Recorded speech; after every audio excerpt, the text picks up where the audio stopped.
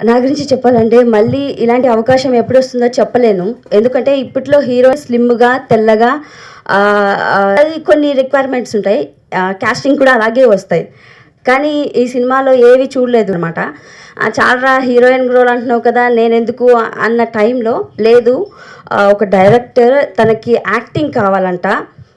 Structure, తెలుపు ఇదేం అవసరం లేదని ఒక్కసారి ట్రై చేయి అన్నారు. అప్పుడు వెళ్ళాను ప్రసాద్ సార్ దగ్గరికి.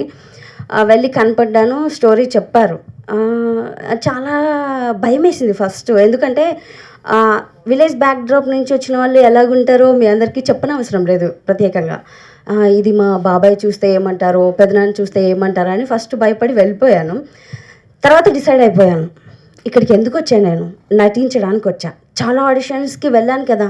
నల్లగున్నావని పంపించేశారు కదా! ఇక్కడ ఒక ఆఫర్ ఉంది. అందులో నీ సత్తా మాత్రమే చూపించుకోవాలని ఒక ఛాలెంజ్ ఉంది. ఎందుకు వదులుకోవాలి అని నేనే మళ్ళీ ప్రసాద్ సార్ దగ్గరికి వెళ్ళాను. నేను చేస్తాను సార్ ఈ రోల్. మీకు ఎంత కావాలంటే అంత యాక్టింగ్ తీసుకోండి అని చెప్పాను. బేసిక్‌గా ఇంకా షూట్‌కి కన్ఫర్మ్ చేశారు. కానీ సార్ చెప్పారు.